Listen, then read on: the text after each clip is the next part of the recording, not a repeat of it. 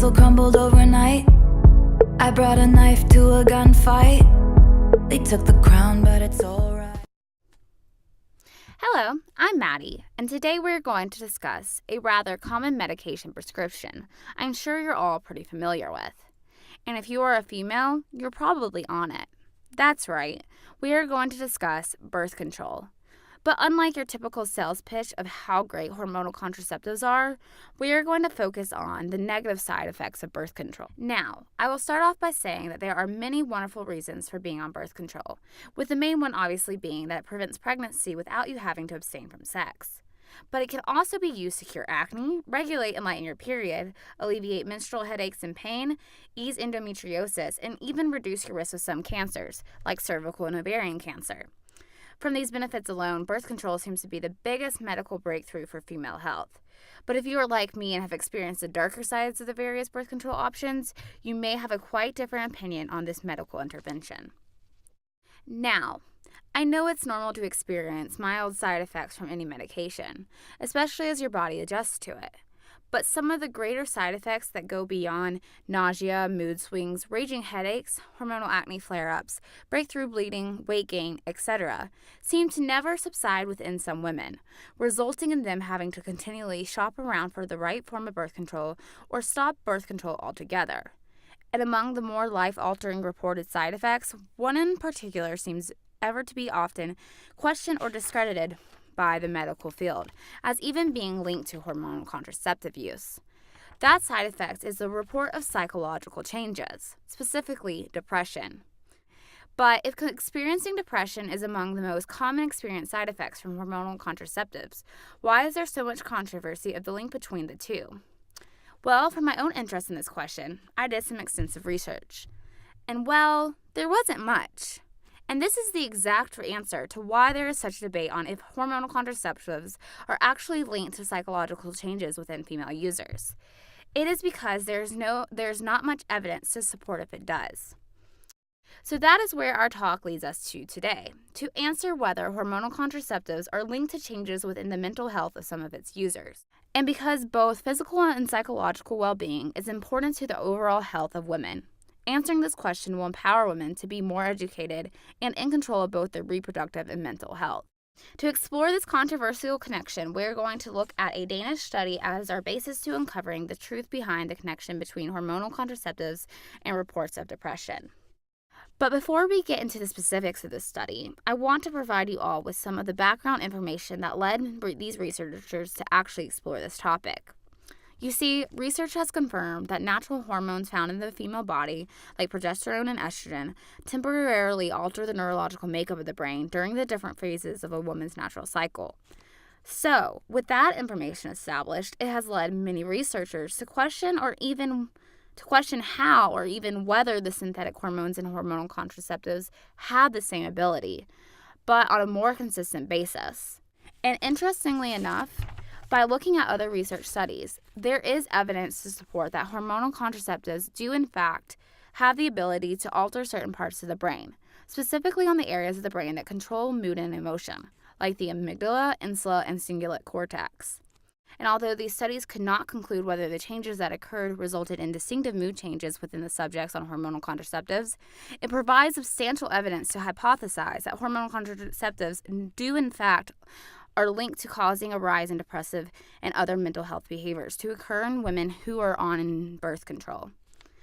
Now, the study we are discussing does not focus on the brain structures that are altered by hormonal contraceptives, but actually measuring the behavioral changes women experience after being on birth control for a continuous period of time. This is the piece of inadequate research that needs to be focused on more by other researchers in order to strengthen evidence to prove or disprove that hormonal contraceptives can influence changes within individuals' health. So, the objective of the Danish study was, word for word, to investigate whether the use of hormonal contraception is positively associated with subsequent use of antidepressants and a diagnosis of depression at a psychiatric hospital. The depressive variables used to measure if a woman experienced depressive behaviors during her time on birth control was whether or not she was prescribed antidepressants or diagnosed with depression at a psychiatric hospital for the first time during the duration of her contraceptive use.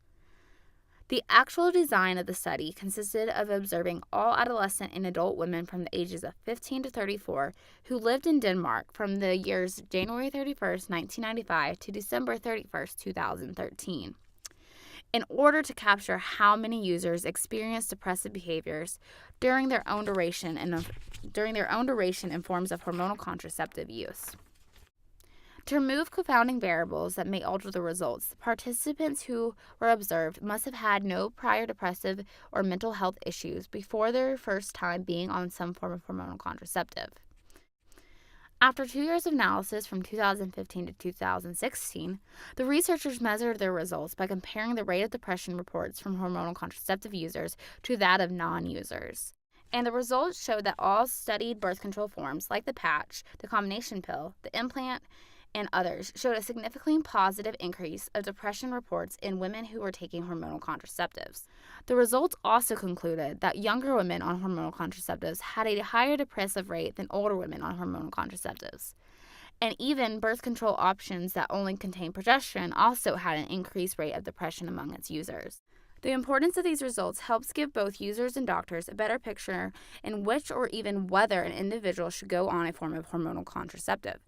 Increased rates of depression among younger users could possibly be explained by their brains not being fully developed, so adolescent emotions and behavior may be more susceptible to the emotional changes birth control can cause within the neural development of the brain.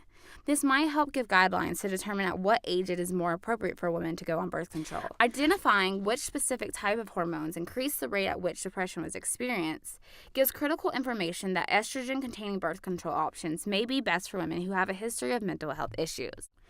Although more research needs to be done to confirm these results, the claim women experience negative mental health changes is a plausible side effect of birth control that needs to be given more attention and recognition by the medical and pharmaceutical world. Birth control is a medical tool that has empowered women to be more in control of their bodies. Yet in some, it is causing disturbances and a decline in their mental health. As a female myself, I feel most empowered when all of me is happy and healthy, including my mental state. I believe we owe it to ourselves to challenge the medical field to care not just the physical aspects of our health, but the emotional and mental components as well. So with that, I leave you with a challenge. Before your doctor pushes a new medication, ask questions. Be informed on how it can affect all areas of your health, because only you can know what is best for you. Birth control is a great medical intervention to prevent pregnancy and aid in many physical ailments that come with being a female. But do these benefits outweigh the negative side effects that can drastically decrease the overall well-being of some users? Only you can make that decision. But take it for someone who's been on the dark side of the birth control journey. I am much happier and healthier without using synthetic hormones. I brought a knife to a gunfight. They took the crown, but it's alright.